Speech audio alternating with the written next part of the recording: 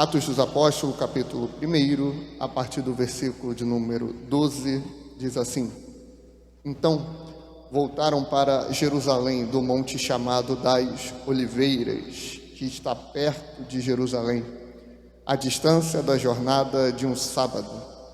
E entrando subiram ao cenáculo, onde permaneciam Pedro e João, Tiago e André, Filipe e Tomé, Bartolomeu e Mateus, Tiago, filho de Alfeu, Simão, os Zelotes, e Judas, filho de Tiago.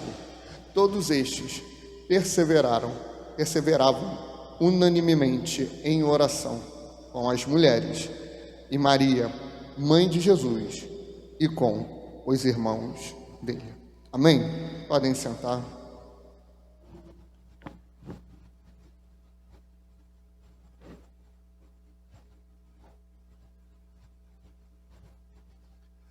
Amados, esse é um momento interessante, aonde Jesus havia ressuscitado, apareceu para algumas pessoas, conforme 1 Coríntios 15 vai relatar, muitas testemunhas o viram, e ele dá instruções finais aos seus discípulos. Quais eram essas instruções? Olha, permaneçam em Jerusalém até que do alto sejam revestidos de poder. Era uma instrução importante. Por quê? Porque quando a gente olha para a história da igreja e de Israel, a gente vai ver um povo que é muito ativo, né? A gente vai ver um povo que quer resolver, que quer ajudar. É um povo muito resultadista. E isso acontece em todas as esferas da sociedade. Isso vai acontecer se você tem uma empresa, se você estuda, se você tem uma ideia, se você tem algo que pode revolucionar a história, você já quer que aquilo dê um resultado rápido. A gente vai perdendo a paciência. Inclusive, a gente vai falar isso naquela mensagem que está sendo bem trabalhada no forno, sobre a evolução da tecnologia e da internet. Você já percebeu como a geração atual, e não só a geração atual, mas os mais velhos também, estão perdendo desinteresse em um conteúdo recheado de informação? Só estão interessados em conteúdos rápidos? O que é um bom conteúdo com informação, um conteúdo com aprofundamento? 30, 40, 60 minutos, 1h30, 2 horas de uma aula. A gente substitui isso pelos vídeos, né, de TikTok, de Instagram, pelos shorts de YouTube, aquela coisa rápida. A nossa geração é uma geração, ela é mais miojo, né, do que uma salada, do que um arroz, um feijão. É a geração que quer um negócio rápido, é uma geração meio micro-ondas. É uma geração que não tem a paciência de colocar o joelho no chão e orar. É uma geração que não tem a paciência de elevar sua voz a Deus em uma súplica de verdade. É uma geração que não tem uma paciência se o irmão, inspirado pelo Espírito Santo, se alongar um pouco mais na abertura do culto. É uma geração que não tem a paciência se a mensagem, que tem que ser geralmente de 30 minutos, for de 1 hora. É uma geração que não tem mais a paciência de viver e fluir no mover de Deus. É uma geração que é muito inquieta. Eu estou falando talvez há 2, 3 minutos, e dependendo de quem estiver me ouvindo, já vai se contorcer no banco, porque está agoniado. Por quê? Porque quer que a coisa seja rápida. É a geração que chega até você, Márcio, vai falar assim: Márcio, eu estou com um problema. Estou com problema com meu filho em casa, com meu marido. Você vai instruir ela, você vai dar a direção e vai recomendar que ela continue orando e lendo a Bíblia, porque Deus vai agir na vida dela. Só que vai passar 2 dias, ela vai ficar assim: o meu marido não mudou. Enquanto os relatos antigos eram de mulheres que oravam 1, 2, 5 anos pelo seu marido, e ele vinha se converter e virava um pastor, virava um pregador, porque tinha paciência e porque buscava a Deus. Essa geração, ela está perdida na sua ideia de resultadismo, porque quer ver as coisas para ontem. Já teve gente que teve contato com o ministério e falou: não é possível. Quando Deus ele abre o ministério, quando o Espírito Santo ele começa a agir, o lugar tem que ser repleto de pessoas. Falei: então a gente vai ali, né, na igreja da Rosa e vai ficar lá, porque lá está repleto de pessoas. Não, a multidão não evidencia o mover de Deus, embora ele atraia, e embora ele faça. Só que ele faz com muita responsabilidade, irmãos. E esse povo, quando vê Jesus indo aos céus, fica muito preocupado, fica muito atônito. Você vai entender onde a gente vai chegar. Ele fica muito perplexo e fala assim: olha, cadê? Ele foi, mas eu estou aguardando, porque, olha o resultadismo, ele disse que ia voltar. Aí aparecem a eles alguns anjos, 2 anjos, e falam assim: olha só, da mesma forma que vocês o viram subir, vocês o verão descer, mas não compete a vocês saber o tempo e as estações. Não está com vocês essa missão de determinar o ano, o momento exato aonde Jesus vai voltar. Não é para essa geração. Então segura a onda. Mas o que é que a gente faz? Permaneçam em Jerusalém. Mas ele falou que ia voltar. Ele não é o Messias, o revolucionário. Queriam que ele pegasse espada. Ele pegou na espada, a espada da palavra. Queriam que ele mudasse Roma e a Judéia, mas ele mudou o homem, o interior. Ele trouxe a regeneração, o arrependimento, a fé.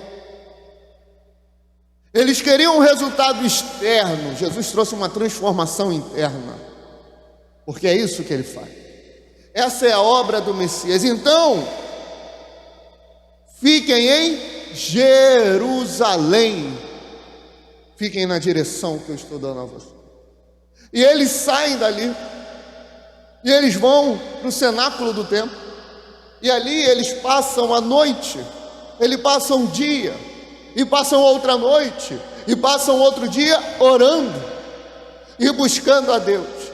E ali, Alexandre, estavam os líderes da igreja, ali estava Pedro, ali estava João, ali estava Tiago, ali estava André, Filipe, Tomé, Bartolomeu, estavam os apóstolos, menos o que traíram, porque havia morrido, ou havia se matado, né?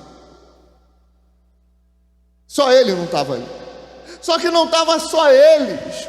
O texto vai dizer que estavam com eles também as mulheres. E não estavam só as mulheres, estava a própria Maria, a mãe do Senhor. Estavam aqueles que andaram com ele e viram sinais e prodígios. Estava ali aquela que deu a vida a ele, mas ela não fiava, não botava sua confiança no fato de: eu dei a luz, eu sou a santa, eu sou a maioral, eu sou a Maria. Não, ela reconhecia que ela não tinha poder. Os apóstolos reconheciam que eles não tinham poder. Os apóstolos reconheciam que não é só porque eles viram um milagre que eles tinham o poder do milagre. Eles tinham que sacrificar a sua vida, eles tinham que dedicar a sua vida. Não é só porque a gente leu no texto bíblico que Jesus curou o homem da mão mirrada. Não é só porque a gente leu que ele andou sobre as águas. Não é só porque a gente leu que ele ressuscitou o filho da viúva de Naim. Não é só porque a gente leu que ele curou o servo do centurião. Não é só porque a gente leu que ele fez milagres e prodígios, que ele ressuscitou Lázaro, que a gente vai viver se não tiver oração. Os apóstolos, eles entenderam isso, eles foram chamados nominalmente pelo Senhor. O próprio Jesus, o Deus encarnado, pisando aqui na terra, olhou para Pedro e falou: segue-me. Olhou para João e falou: segue-me. Olhou para Tiago e André e falou: segue-me. Falou para todos os apóstolos pessoalmente. Comigo não foi assim. Com você não foi assim. Nós ouvimos o Evangelho, entregamos a nossa vida, recebemos uma direção, um chamado e avançamos no ministério. Deus usou homens, usou profetas para falar conosco, e a nossa geração tem audácia de achar que vai operar milagres, que vai ver prodígios, que vai falar novas línguas, que vai ver o agir de Deus, que vai ver a manifestação de Deus, se não orar. Esses homens entendiam que deviam orar. Esses homens aqui entendiam que deviam buscar a Deus. E não só esses, aquela que deu a luz a Jesus aqui na terra, também entendia que devia buscar, também entendia que devia orar. Por quê? Porque Ele deu uma ordem, porque Ele deu uma direção. E qual é a direção? Permaneçam em Jerusalém, permaneçam em Jerusalém, até que do alto sejam revestidos de poder. Ele não falou: orem, não, eles entenderam permanecer em Jerusalém fazendo o quê? Eu vou orar. Ele me deu uma direção: Senhor, eu vou orar, eu vou te buscar. E então eles receberam essa direção. E para você ver como é o diferencial de quando Deus dá uma direção, eles, orando, já achavam que podiam tomar decisões sem a direção do Espírito. Eles estavam tão resultadistas, Márcio, que eles assim: a gente precisa substituir o Judas para completar o colégio apostólico. Queridos, quem foi que chamou Pedro? Foi João que chamou? Não, foi Jesus. Foi o próprio. Quem chamou João? Foi ele. Tiago, todos eles, foi o próprio Senhor. Só que eles falaram: não, a gente que vai escolher quem é o 12º apóstolo. Escolheram Matias. Está logo depois no texto que a gente leu. Só que eles ainda não tinham recebido uma direção. No capítulo 9 de Atos, vem o substituto. Porque não é no nosso tempo, e não é no nosso mover, é no mover dele, é da forma como ele faz. Quando estávamos iniciando o ministério, o Senhor me deu uma direção muito clara. Ele me falou que a igreja, ela tem que ser firmada. Foram duas direções: uma pessoalmente para mim, como o líder do ministério, e uma outra para o que se deve ser feito para que nós tenhamos uma igreja saudável. A primeira direção é uma igreja que seja uma igreja de amor, uma igreja de comunhão, uma igreja que um se preocupe com o outro. Nós precisamos criar essa cultura. Nós precisamos ter essa interação de preocupação com o próximo, de preocupação um com o outro, de estender a mão um para o outro, de visitar um ao outro, de perguntar se está tudo bem, mas não só perguntar pela obrigação, mas de amar estar com o meu irmão, de amar estar em comunhão. Nós temos isso, nós estamos criando isso e nós vamos avançar nisso. E essa é uma direção bíblica. João 13:34, um novo mandamento eu vos dou, que vós ameis uns aos outros como eu amei vocês. Se o mandamento anterior era que vocês amem ao próximo como vocês amam a si mesmo, agora não é mais assim. O nível aumentou. O nível é que vocês se amem assim como eu, Jesus falando, amei vocês. E como foi que Jesus amou a igreja? Ele entregou a sua vida por ela. O teu amor pela igreja é um amor que você esteja disposto a se sacrificar, a sacrificar o teu descanso, a sacrificar os teus recursos, a sacrificar, sabe, o teu tempo para ajudar o teu irmão, a sacrificar a tua vida em amor a Ele, porque o teu Senhor fez isso por você, fez isso por mim, fez isso por nós. Essa foi a primeira direção, o primeiro pilar de uma igreja saudável.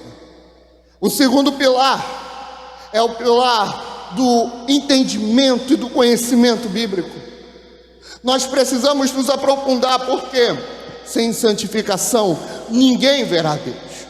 Nós precisamos nos sacrificar, nos dedicar no conhecimento da palavra de Deus, porque se permanecerdes na minha palavra, verdadeiramente sereis os meus discípulos, e conhecereis a verdade, e a verdade vos libertará. Nós precisamos da palavra, porque o pecado suja, a palavra limpa. Vós já estáis limpos pela palavra que vos tenho pregado. Nós precisamos da palavra, porque a palavra traz poder, porque a palavra também traz unção. Nós precisamos da palavra para não errar, porque errais não conhecendo as Escrituras e nem o poder de Deus. Precisamos da Bíblia, precisamos da palavra, porque a palavra rege todo o universo. No princípio era o Verbo estava com Deus, e o Verbo também era Deus. Tudo foi feito por Ele, e sem Ele nada, absolutamente nada do que foi feito se fez. Nele estava a vida, e a vida era a luz dos homens. É a palavra. Nós precisamos da palavra. Culto após culto temos pregado. Já pregamos sobre a unção do Espírito em Isaías 61. Já pregamos sobre o Sermão do Monte, a parte das bem-aventuranças.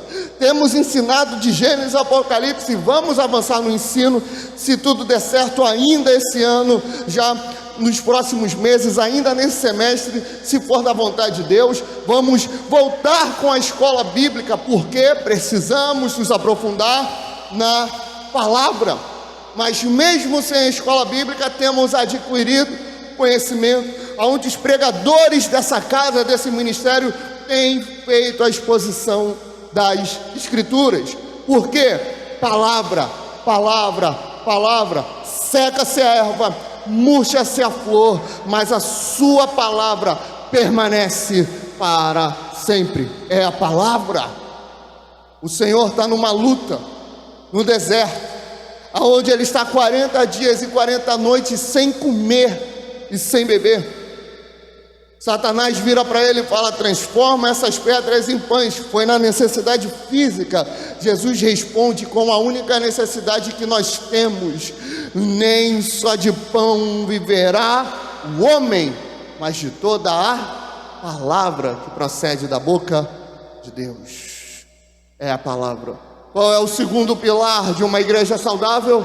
A palavra, o ensinamento bíblico.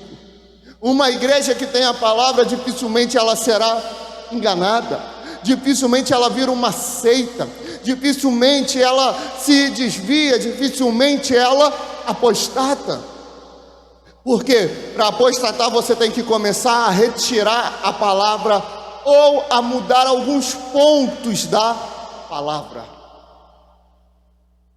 Mas uma igreja que só tem palavra, ela vai ficar altiva, ela vai ficar soberba. Uma igreja que só tem comunhão, que só tem ali, sabe, a resenha, digamos assim, entre os irmãos, ela vai virar um clube. Por quê? Você vai encontrar isso por aí. Vai encontrar. Agora, uma igreja que tem o seu terceiro pilar bem afiado, bem proposto, irmãos, ela se torna uma igreja imbatível. Uma igreja que tem comunhão, que tem o amor ao próximo, que tem o amor aos seus iguais, aos seus irmãos. E quando eu falo aos seus iguais, sou eu e você. Eu estou como pastor, não sou pastor, Pastor, não está na minha identidade, eu não me apresento a ninguém. Pastor Vitor, não. Paulo não se apresentava apóstolo Paulo, não, a Paulo, apóstolo chamado pelo Senhor. Porque se o meu pastorado me for retirado, irmãos, eu continuo servindo a Deus, eu continuo buscando a Deus, porque a minha busca não depende do meu ministério, a minha busca não depende do cargo, a minha busca não depende do título. Ser filho de Deus é muito superior a ser pastor. Por isso somos todos iguais diante de Deus. Amém? Então, uma igreja que se ama, uma igreja que estende a mão um para o outro, uma igreja conforme Paulo fala lá em Gálatas, que ela olha para os domésticos da fé, ela ajuda os seus irmãos, uma igreja que é afiada na palavra, uma igreja que lê a palavra, uma igreja que entende a palavra, uma igreja que come a palavra, uma igreja que vive a palavra, que não é somente ouvinte da palavra, mas é praticante da palavra. Essa igreja é uma igreja feroz, é uma igreja que se levanta, é uma igreja que se defende dos ardis de Satanás, mas uma igreja que é poderosa de verdade, uma igreja que é cheia de Deus, a igreja que tem o seu terceiro pilar bem fundado, é uma igreja que ora, é uma igreja que põe o joelho no chão, é uma igreja que põe a cara no pó, é uma igreja que vê o milagre, é uma igreja que vê o poder de Deus. Alguém já disse lá atrás: pouca oração, pouco poder. Média oração, médio poder. Mas uma igreja de muita oração é uma igreja de muito poder de Deus. Não adianta, amados irmãos, a gente orar pela cura, a gente orar pelo milagre, a gente querer a manifestação do Espírito de Deus sem orar. Jesus foi escolher os apóstolos, ele não ficou ali: olha, eu acho que ele ali, o Pedro, ele parece gente boa, olha, eu acho que o João ali, cara legal, eu acho que o Mateus interessante. Irmãos, olha de forma natural, olha de forma física. Tu escolheria Pedro? Escolheria? Tu escolheria Mateus? Mateus, ele era ladrão. Tu escolheria? João? Ah, que o Senhor mande fogo. Isso depois de estar com Jesus. Tu escolheria, mano? Mas Jesus, ele não ficou meia hora orando. Uma hora ele passou a noite orando para receber a direção daqueles que fundariam a igreja com ele. Ele constantemente se retirava para orar, ele fazia milagre. Nós temos as pregações, depois você assiste, sobre Isaías 61. Ele não operava milagre porque ele era Deus, ele operava milagre porque o Espírito do Senhor Jeová estava sobre ele, e ele deixou esse Espírito para a igreja, e esse Espírito se manifestava porque ele, homem, orava. Os apóstolos, depois do derramamento do Espírito, depois de pregar e vidas e milhares de vidas se converterem, eles se veem muito sufocados, eles se veem muito, sabe, com muitas demandas, e eles falam: nós não podemos deixar o ministério da oração e da palavra, vamos designar, vamos começar a delegar os diáconos para esses importantes negócios, mas nós não podemos deixar de buscar, nós não podemos deixar de orar, nós não podemos. E eles buscavam. Queridos, escreve o que eu te digo: se permanecermos firmes na comunhão e na palavra, e a partir de agora na oração, de 2 a 3 anos, esse ministério vai sacudir o Rio de Janeiro e toda a obra do diabo, porque para isso um filho de Deus se manifestou, para desfazer a obra do diabo. Para isso a igreja de Deus, Alabaçúbia de Cantanaia, se manifestou para desfazer a obra de Satanás. Meu irmão, a gente não pode ficar parado olhando a festa da carne dominar a nossa nação.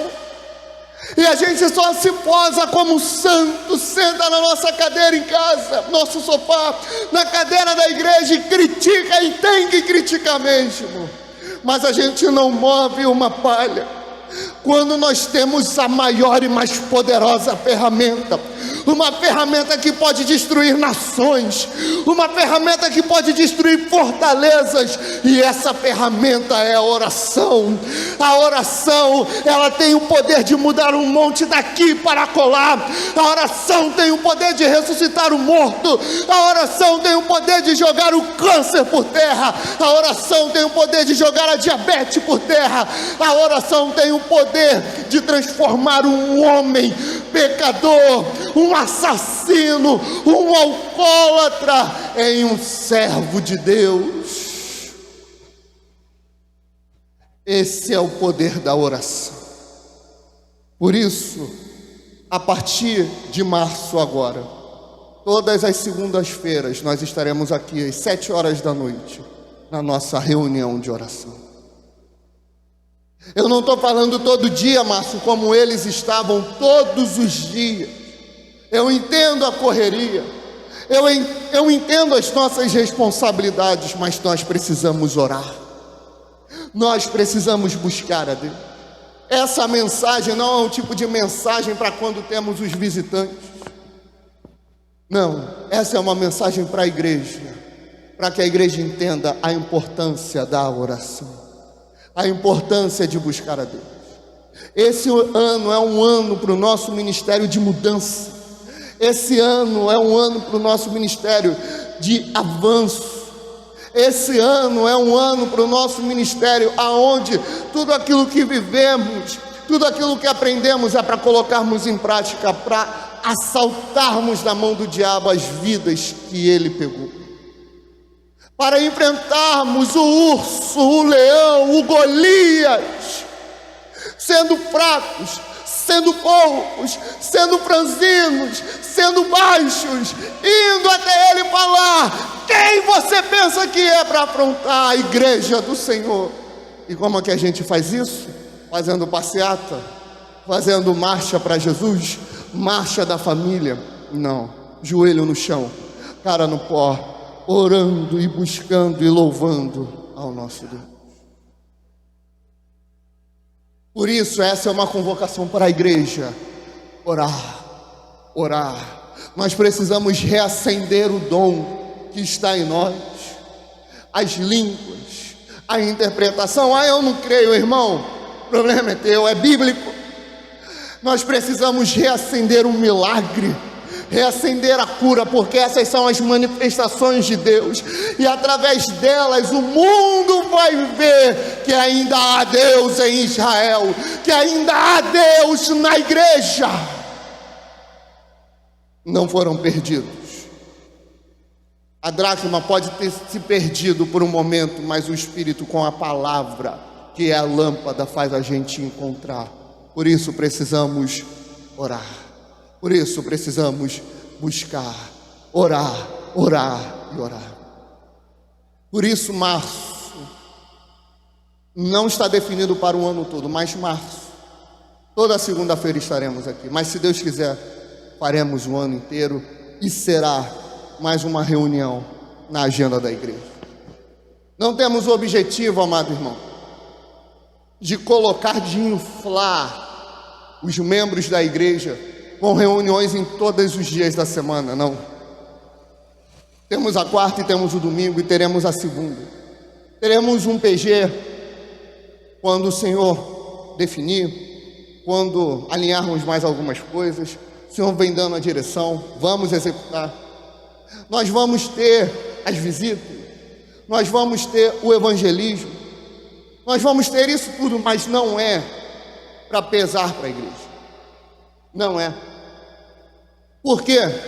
Porque às vezes, isso acontece muito, né, Márcio? A gente coloca uma liturgia, um compromisso todo dia.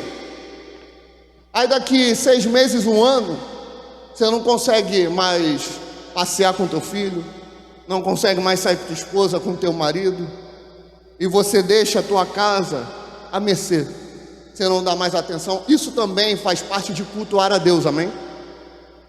Aquele que negligencia os seus, especialmente os da sua família, negou a fé e é pior do que o incrédulo. Então o objetivo não é inflar a agenda da semana da igreja, mas nós também não podemos ser covardes diante daquilo que precisa ser feito, que é palavra, comunhão e oração. Amém, irmãos? Amém? Nós precisamos orar, nós precisamos buscar o nosso Deus. Amém? Vamos